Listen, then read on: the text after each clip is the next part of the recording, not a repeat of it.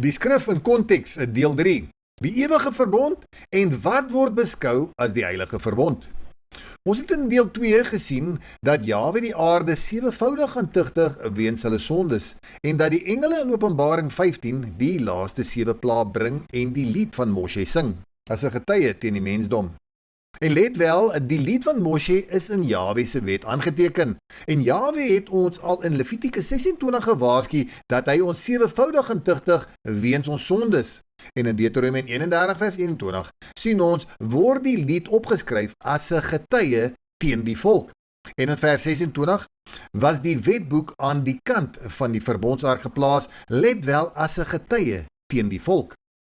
En as ons so net weer kyk na vers 21, as baie onheile en node oor die volk kom, sal die lied, let wel, 'n getuie teen die volk wees. Nou dink 'n bietjie hieroor en kyk vandag om ons in die wêreld. Kom daar node en onheil oor ons en ander lande? Nie net al die plaasmoorde, die hoë misdaadsyfer, werkloosheid onder ons blankes nie, maar erge verdrukkings weens oorlog, hoë kospryse en brandstofpryse ensovoorts. En is dit node en onheil wat ons tref vandag? Beslis ja. Maar die wetboek moet as 'n getuie wees.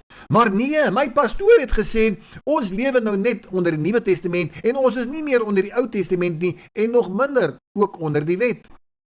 Maar as ons hierdie wetboek van Deuteronomium 31 vers 29 in ag neem, sê Moshe dat die onheile, let wel, aan die einde oor ons sal kom, want ons het Jahwe geterg en gedoen wat verkeerd was in sy oë. Dit wil sê, van sy wet afgewyk, en nou kom die laaste 7 engele, en hulle bring die laaste 7 plaae, en Jahwe tugtig die aarde, soos hy beloof het, in die wet, 7voudig. En hier in die Nuwe Testament, pastoor, kom daar 'n geweldige groot aardbewing, soos daar nou nog nie op die aarde was nie, sodat dit so erg is, dat daar 'n nuwe hemel en 'n nuwe aarde moet kom. Want ons was mos geleer, ons is net onder die Nuwe Testament en ons trek nie die hele skrif in konteks om dit te verstaan of om op die einde te let van die rede van die verwoesting nie. Want ons was nou weer die rede van die groot verwoesting en die aardbewing. In Jesaja 24 het ons gesien hoe die aarde geskit en rond swaai heen en weer soos 'n dronkaard en die aarde sal val en nie weer opstaan nie. Dit wil sê, dit is 'n geweldige groot aardbewing soos in Openbaring 16 vers 18, wat die aarde gaan tref dat hy breek sodat daar dan 'n nuwe aarde moet kom. En dan sien ons in vers 20, sy oortreding is swaar op hom. Nou watter oortreding is swaar op hom? As ons teruggaan in Jesaja 24 vers 5, dan sien ons hoe die aarde ontheilig is, want hulle die wette oortree, die insettinge, naamlik die feeste geskenk, die ewige verbond verbreek. En so kom die verwoesting en bly daar min mense oor. Nou in Openbaring 6 vers 8 sien ons word 'n 4de deel van die mensdom wat vernietig gaan word. Dit is byna 2 miljard mense. En dan daarna word nog 'n derde van die mensdom gedood in Openbaring 6 vers 8, wat ongeveer 2,6 tot 2,7 miljard mense kan wees. Vir die wat nie weet hoeveel 'n miljard is nie, dit is 1000 miljoen. Dit wys ons hoe massief hierdie oordeel in Openbaring is, iets wat die wêreld nog nooit gesien het nie. Dus, as ons net 'n bietjie verder dink, kan ons Jesaja 24 se verwoesting met Openbaring se verwoesting gaan verbind.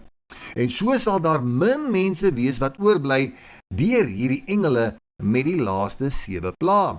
En as ons wakker skrif en dit besef, moet ons na die rede van die verwoesting gaan kyk en dit kom oor ons, want ons het die wette oortree, die insettinge geskenk en die ewige verbond verbreek. Maar nee, ons valse profete wat gereeld uit Paulus se briewe lees, sê die wet is vervul. Ons moet dit nie meer doen nie. Ons hoef nie meer die feeste te hou nie, of die Sabbat of die vreeslike besnydenis nie. En dit is hoekom dat Petrus ons waarsku oor Paulus se briewe en sê dit is moeilik om te verstaan en die onvaste en let wel die onverstandige mense verdraai sy briewe, let wel, tot hulle eie verderf, hulle eie ondergang, die verwoesting van die aarde. En ons het reeds gesien hoe die wêreld vernietig gaan word, omdat hulle nie die wette, die insettinge en die ewige verbonde nagekom het nie. Nou word Paulus deur die valse profete gebruik as 'n tool om mense na verderf te lei, want hulle trek nie alles in konteks nie. Ek het reeds uitgewys in deel 2 oor die wette, die insettinge, dit wil sê die feeste ook, en dat die feeste in die vrederyk steeds gehou sal word, soos in Sagaria 14, Jesegiel 45, maar baie besef nie wat die ewige verbond is nie. As ons so op e-soort gaan soek en ons soek vir die woord ewige verbond, dan sien ons heel eers in Genesis 9 vers 16 van die reënboogverbond. En dit is niks anders as die fees van die weke nie. Want op daardie dag het Jahwe 'n verbond met Noag, Abraham en die volk gesluit op die berg Sinaï en ook sy apartgestelde gees op daardie dag uitgestort. En so was Isak op die fees van die weke gebore gewees. Dit wil sê, die fees van die weke was ook reg deur die eeue 'n ewige verbond. Maar ons besef dit nie. Dan sien ons in Genesis 17 vers 13 en 19 die vleeslike besnydenis, let wel, as 'n ewige verbond, nie 'n tydelike verbond nie. En in Eksodus 31 vers 16 sien ons dat die Sabbat ook 'n ewige verbond is, ook nie tydelik nie. En dan in 2 Samuel 23 vers 5 was daar 'n ewige verbond met Dawid gesluit, dat tot in ewigheid sal sy nageslag bevestig word en Jahwe sal sy troon opbou van geslag tot geslag. En dan sien ons ook in Psalm 105 vers 10 dat Jahwe vir Jakob insettinge gegee het en vir Israel 'n ewige verbond. Maar ons sal later gaan kyk watter verbond dit is en vir hoe lank is hierdie ewige verbond. En so sien ons ook verder die woord ewige verbond waar Jahwe met ons 'n ewige verbond wil sluit en in Jesegiel 37 vers 26 sal dit 'n verbond wees van vrede, want ons sal veilig onder sy vleuels woon in die vrederyk. Dus wat ons eintlik sien wat 'n ewige verbond is die Sabbat, die fees van die weke, dit wil sê die reënboogverbond en die vleeslike besnydenis. En so loop die vleeslike besnydenis hand aan hand met die feeste, veral met Pesach. Watter van hierdie ewige verbonde is nou vervul of weggevat? Want volgens Jesaja 24 vers 5 was die aarde ontheilig, want hulle het die wette, die insettinge en die ewige verbond verbreek. En dit is die rede van die verwoesting. So kom ons kyk na die Sabbat. Sabbat beteken rus en die land moet rus. Daar's 'n weeklikse Sabbat vir ons en 'n jaarlikse Sabbat vir die land. En so moes die land ook gerus het in die 7de jaar. Maar omdat die volk die Sabbatte verbreek het, het Jahwe hulle rus verbreek en ons verstrooi onder die nasies waar ons nou nie meer rus kry nie. En so rus die land. En hier in Levitikus 26 vers 33 sien ons sal Jahwe ons onder die volke verstrooi en dit is reeds waar ons vandag is. En dit is mos in Levitikus 26 waar ons gesien het dat Jahwe ons 7voudig gaan tugtig weens ons sondes. En omdat ons onder die koning van Babel dien, kry ons nie hierdie rus wat ons moet kry nie. En baie mense moet steeds werk. En hier sien ons sê Jahwe dat ons hierdie heidense volke sal dien en die wat weier sal deur die swaard en hongersnood omkom. En steeds is ons hier onder hierdie nasies en ons kry nie die rus wat Jahwe vir ons beloof het nie. Die Sabbat is rus. Rus is nie net fisies nie, dit is 'n verbondsidentiteit en dit is 'n vertroue in Jahwe en sy Sabbat wys na 'n leefwyse van rus in Jahwe. Dis is die Sabbat 'n ewige teken. Dis vandag is ons afgesny van hierdie rus totdat Yeshua weer kom en dit alles herstel. Soos die Sabbat 'n ewige teken is, so is die heilige verbond ook 'n ewige teken. Het ons al van die heilige verbond gehoor? En waar lees ons dit? Nou die woord heilige verbond kom net 3 plekke voor in die skrif. En hier sien ons in Daniël 11 dat dit 2 keer voorkom. En in die Nuwe Testament in Lukas 1 vers 72. Maar weet ons wat die heilige verbond is en het ons dit in konteks met die skrif al ondersoek? So kom ons kyk eers wat sê die Nuwe Testament, met wie was die heilige verbond gesluit gewees? Hier dink Jahwe aan sy heilige verbond en dan in vers 73 sien ons was dit die verbond wat hy met Abraham gesluit het en dan die belofte van die verbond in vers 74 dat ons in vrede sal woon en verlos word van ons vyande. Nou watter verbond was met Abraham gesluit gewees? Nou soos met Jesaja 24 die rede van die verwoesting van die aarde, was een van die redes die ewige verbond oortree. En hier in Genesis 17 sluit Jahwe hierdie heilige verbond, die ewige verbond met Abraham en gee hulle die vleeslike besnydenis. Nou verbreeking van die verbond lei tot verbreeking van vrede. En soos in vers 14, die siel moet uit sy volksgenote uitgeroei word, want hy het my verbond verbreek. Nou die boek van Herinnering sê weer, die siel sal haar afsny uit haar volksgenote. Hy het my verbond verbreek. Dus word hulle uit die land verwyder, hulle verloor hulle erfbesit. Wat was die eerste ding wat Josua hulle moes gedoen het, toe die volk in die beloofde land moes ingaan? Josua moes hulle eers almal wat nie besny was, besny het, en voordat hulle in die land kon ingaan. Dus het die ewige verbond van die besnydenis ook te doen met die eienaarskap van die land. Dit is jou paspoort om in hierdie land in te gaan. Nou die vyand is baie slimmer as wat jy dink, en hy wil nie weer sy grondgebied van Kanaan verloor nie. Wat dink julle sal sy modus operandi wees? Hy sal alles in sy vermoë doen, net soos met Bileam, om die volk te kry om teen Jahwe te oortree. Want as die volk teen Jahwe oortree, dan sal Jahwe vertorend raak en hulle vervloek. Want geen ander volk kan Israel vervloek nie, want dit is 'n geseënde volk. Maar oortree teen Jahwe se verbond en hy bring die vloeke oor sy volk.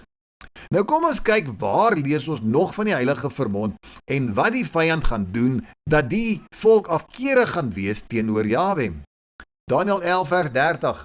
Want skepe van die Keteers sal teen hom kom en hy sal moedeloos word, dan sal hy teruggaan en sy toorn openbaar teen die heilige verbond en optree. En hy sal teruggaan, let wel, en ag gee op die wat die heilige verbond versaak het. Let wel, hy gaan teen die heilige verbond wees. En soos ek beweer, is hy teen die vleeslike besnydenis. Maar ek sal my stelling bewys deur die skrif in konteks op te som, en so stel my asseblief op die toets en hoor wat ek te sê het. Nou hier sien ons die woord versaak. So wat beteken dit om die heilige verbond te versaak? Dit beteken bewustelik te verlaat, om dit prys te gee, wegdraai van iets wat jy behoort te hou. Die Hebreëse idee hier dui op om die verbond te laat vaar, om dit te breek en te ignoreer, om dit te verruil vir iets anders, dit wil sê die heidense weë aan te gryp. Die vers beskryf 'n koning wat teen die heilige verbond gaan optree en saamwerk met die mense wat dit versaak het, nie nagekom het nie. Dit beteken, daar was mense onder Israel wat bewustelik die verbond verlaat het en nou saam met die vyand werk. Dit beteken ook nie nagekom nie, in swakheid, val, struikel, versaak, doelbewuste afvalligheid. In Numeri 15 vers 30 sien ons die wat opsetlik sondag moet uitgeroei word onder hulle volksgenote uit. Nou baie sal nou sê, nee, die wet was vir die Jode gegee gewees en ons is nie onder die wet nie, want ons is heidene. Maar kyk wat sê vers 29 en 30. Die kinders van die land of die vreemdeling wat onder julle vertoef. Dit wil sê, dis die sogenaamde Jode waarvan hulle praat, is onder dieselfde wet as die vreemdelinge, want hulle beskou hulle mos as heidene, dis as hulle die vreemdelinge. Dis geld een wet, let wel vir beide, wat by Jahwe wil aansluit. En so was dit ook met Pesach. As jy by die Pesachfees wil aansluit, dan geld een wet vir die inwoner van die land en die vreemdeling wat onder hulle vertoef. Daar is nie nou een wet vir die heidene en een vir die Jode nie. As jy Jahwe wil dien, doen jy wat hy sê, of anders bly jy goddeloos of wetteloos. Jy kan hom nie dien en lou wil wees nie. Dis as jy opsetlik sondig of Jahwe se heilige verbond versaak, is daar geen offer vir die sondes meer oor nie. En die siel moet uitgeroei word of afgesny word onder sy volksgenote uit. En dit is nie net die Ou Testament wat hiervan praat nie, maar ook die Nuwe Testament in Hebreërs 10 vers 26. Want as ons opsetlik sondag, nadat ons die kennis van die waarheid ontvang het, bly daar, let wel, geen offer vir die sondes meer oor nie. Nou wie was die Keteers? Noag het ons nou 3 seuns gehad, Sem, Gam en Jafet. Nou in Genesis 10 vers 2 sien ons is Jafet die stamvader van die nasies van die westerse lande.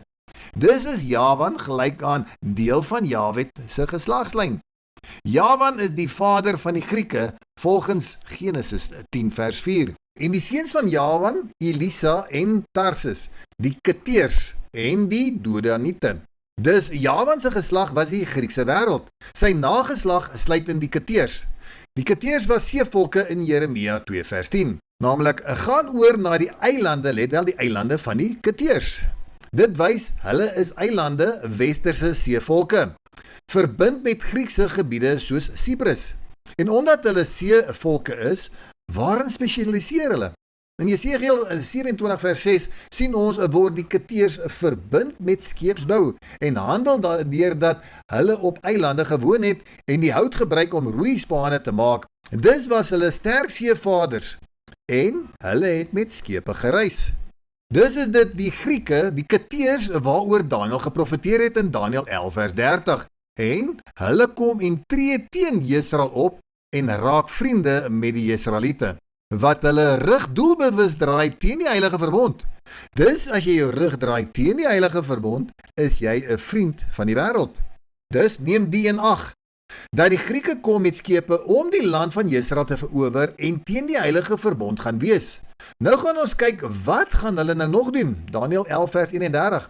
En deur hom sal leers op die been gebring word en die heiligdom, die vesting onheilig. En hulle sal die voortdurende offer afskaf en die ontsettende gruwel opstel.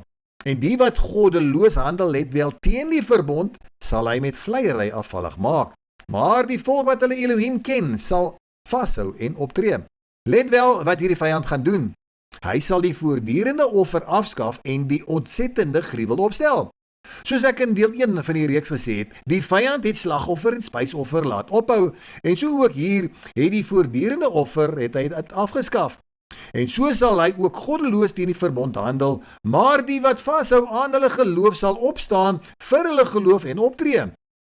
En soos ek uitgewys het in deel 1, was hierdie hy met kleinletters. Dit was nie Yeshua wat dit afgeskaf het nie. Dit was die vorst van die Grieke, en ek gaan dit weer eens hier in konteks vir u bewys. Ons volk ken teendele, want baie kennis is van ons weggeneem. En Yeshua sê, soek en julle sal vind. En in die boek van die Makkabeërs sien ons hoe het Daniel se profesie in vervulling gekom. Nou hier in 1 Makkabeërs kom Alexander, en hy is van die Keteers. En omdat die land van die Keteers eilande is, vaar hulle met skepe na Israel. Dus, wat hier in die buitebybelse boek van die Makkabeërs gebeur, is 'n vervulling van Daniel se profesie. Nou moet ons gaan kyk of hierdie vors van die Keteers die heiligdom ontheilig en die voortdurende offer afgeskaf het, om dit in konteks met die skrif te verbind. Hier in 1 Makkabeërs 1 vers 37 het hulle mense gedood by die tempel, of soos hier vertaal die apartheidsplek, en sodoende die tempel ontheilig. Hy het die voortdurende offer afgeskaf en die ontsettende gruwel opgestel. Hier in vers 41 sien ons het die koning 'n bevel uitgereik dat al die volke een volk moet wees. Dit wil sê die nuwe wêreldordebeleid. Een wet en een geloof en natuurlik een koning. En soos in vers 43 het die mense, dit wil sê doelbewus Jahwe se wet versaak. Hulle geloof prysgegee omdat hulle hierdie wêreldse wetteloosheid aanvaar het en begin offer het aan die afgode. En so het hulle die fees van die Sabbat geskenk. Hierdie koning was van Jafet. Jahwe het nie 'n verbond met Jafet gehad nie, maar met Sem. Dus het hulle nie in Jahwe se weë gewandel nie. En hier bring hulle eie tradisies in wat vreemd was van Sem se geslag. Die Israeliete, en let mooi op vers 45, dat hulle sou ophou om brandoffers en slagdiere en drankaanbiedinge in die apartheidsplek te bring. Want Jahwe weet nie waaroor Jahwe se wet gaan nie. Slagoffer en spysoffer hou op. En dit is 100% in lyn met Daniel se profesie. Dan, as ons gaan kyk na Daniel 11 vers 32, gaan hierdie vors die wat goddeloos teen die verbond handel met vleiery afvallig maak. En sien ons dit in die boek van die Makkabeërs?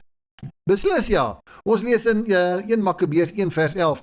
In daardie dae het daar baie uit Israel roekelose mense na vore gekom wat baie oorreed het met die woorde: laat ons heen gaan en 'n verbond maak met die volke wat rondom ons is. Want sedert ons van hulle afgesonder het baie rampe oor ons gekom. Let wel, hulle sluit 'n verbond met hierdie vors van Jafet. Natuurlik uit vrees, want hulle gaan hulle doodmaak as hulle nie die wet van Jahwe gaan laat verlaat nie. En dit is waaroor Daniël geprofeteer het, dat hulle 'n sterk verbond met hierdie vors gaan sluit en daardeur gaan slagoffer en spysoffer ophou. Nou kom ons kyk verder, wat gaan hulle nou doen nadat die verbond met die vyand gesluit was? 1 Makabeërs 1 vers 12. En hierdie woorde was goed in hulle oë. En sommige van die volk was gretig om dit te doen en het na die koning gegaan en hy het aan hulle mag gegee om die gebruike van die nasies in te voer. Nou hierdie roekelose Israeliete het die vyand mag gegee om hulle heidense gebruike in te voer in Jerusalem. En kyk nou wat gebeur. En hulle het in Jerusalem 'n gimnasium gebou, dit wil sê 'n sportstadion, volgens die gebruike van die nasies. En hulle het hulle aan onbesnedenheid onderwerp. Kyk mooi, waaraan het hulle onderwerp? Aan onbesnedenheid, dit wil sê nie besny nie. En van die verbond van apartheid afvallig geword en hulle self met die nasies onder een juk geplaas en hulle self verkoop om besoedeling te doen. Let wel, hulle koppel hulle aan onbesnedenheid en raak van die verbond van apartheid, dit wil sê aan die heilige verbond afvallig. Hoekom? Want hulle het opgehou om die vleeslike besnydenis toe te pas. Sien ons dit werklik in die boek van die Makabeërs? Beslis ja. Voordat ons na die besnydenis gaan kyk, gaan ons eers kyk soos Daniël gesê het, dat hy die heiligdom, dit wil sê die tempel gaan ontheilig. En hier vanaf vers 21 tot 23 sien ons hoe hierdie vors die tempel binne getree het, die goue altaar en die kandelaar met al haar toebehore en baie ander toebehore weggeneem het uit die tempel uit. Dan as ons kyk na 1 Makabeërs 1 vers 37, en hulle het onskuldige bloed rondom die apartheidsplek, dit wil sê tempel, vergiet en die apartheidsplek die tempel besoedel. Dis het hy die tempel verontreinig, en dit is 100% in lyn wat Daniël geprofeteer het. En so het die tempel verlate geword soos 'n wildernis. Haar feeste is in weeklaag verander, haar sabbate het 'n smaad geword. En so het brandoffer en slagoffer opgehou in die tempel en die tempel was besoedel en so het die sabbat en feeste ook opgehou. En so het hulle hul geloof, hul gebruike prys gegee aan afgode geslag en Jahwe se sabbat geskenk onder hierdie goddelose geslag. En wat het hulle nou nog gedoen? Ons het mos ook genoem dat hulle aan die heilige verbond afvallig gaan word. So wat het hierdie vors gedoen met mense wat steeds die heilige verbond, dit wil sê die besnydenis toegepas het? Hier sien ons in vers 48, het hulle seuns nie meer besny nie, en sodoende die wet en insettinge vergeet en verander.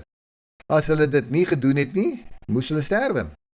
En soos Daniël ook geprofeteer het hy gesê dat daar mense sal wees wat sal vasstaan en nie hierdie wetteloosheid aanvaar nie, en baie sal steeds omkom, omdat hulle vasgestaan het vir die geloof. So was daar mense wat vasgestaan het vir die vleeslike besnydenis.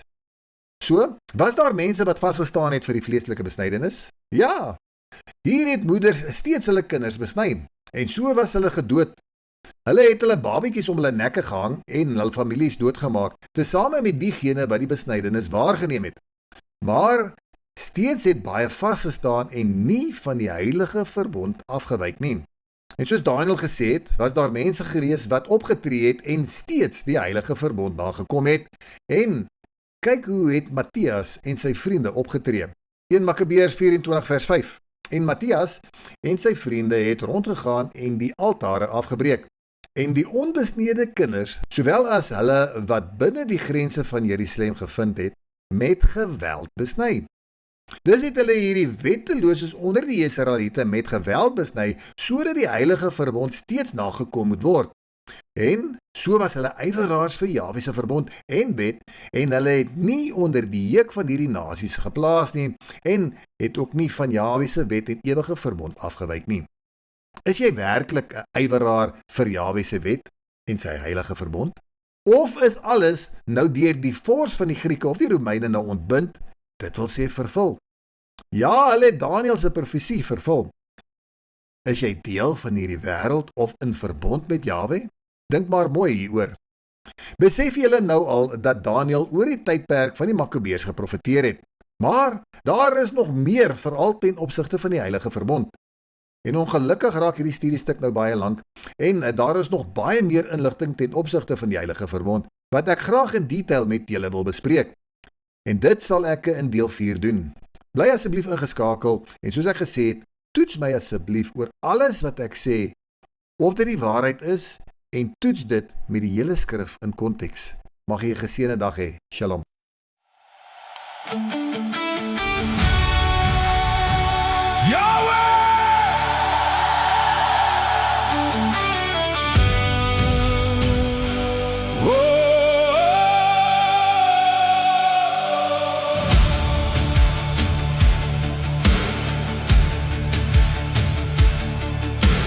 Yahweh, die stem roep deur die eeuwe heen, deur Moses se lied, deur vuur en deur reën. U het gewaarsku, u woord bly staan, 7voudig 80 oor sonde gegaan. Die aarde bewe, die nasies skree, onheil en nood soos u gesê, maar steeds roep u, kom terug na my wet, my verbond, vir ewig bly. Die ewige verbond, geskryf in vlees, 'n teken van u deur gees en vrees, aan Abraham beloof vir altyd vas, wie dit bewaar, sal erf wat was. Heilige verbond, deur bloed bevestig, nie deur mense hand ooit ontkragtig.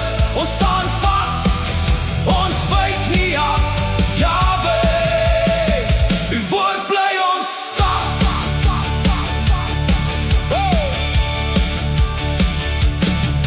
Van Sinai se berg tot vandag se tyd, het mense vergeet, hul harte verdwaal wyd. Hulle sê, die wet is weg, dis klaar, maar uw woord sê, dit bly vir ewig daar. Die Sabbat roep, die feest bly staan, die reënboog wys wat u het gedaan, en in die vlees, die teken van trou, besnydenis wat die volk moet hou. Wie dit versaak, draai doelbewus weg, verkoop hul erfenis vir wêreldse reg, maar die wat u ken, sal opstaan in krag, selfs deur swaard en vuur, u waarheid dra. Die ewige verbond, geskryf in vlees, 'n teken van u deur gees en vrees, aan Abraham beloof vir altyd vas, wie dit bewaar, sal erf wat was. Heilige verbond, deur bloed bevestig, nie deur mense hand ooit ontkragtig. Ons staan vas, ons wyk nie af, Yahweh, uw woord bly ons staf. Toe die vyand kom oor see en land, met vleiery en 'n leensband, het baie geval, hul geloof verraai, maar 'n oorblyfsel het vas bly staan en stry. Moeders het gehuil, maar steeds volhard, die teken gehou, al kost dit hul hart, want die verbond is meer as lewe, dis wie ons is, deur u gegewe. Yeshua kom, hy herstel die land, bring rus en vrede uit die Vader se hand. Die verbond van vrede vir ewig sal bly, onder u vleuels, veilig en vry. Die ewige verbond, nooit sal dit val, u waar ek staan bo mense se taal. Ons kies vandag, ons bly getrou,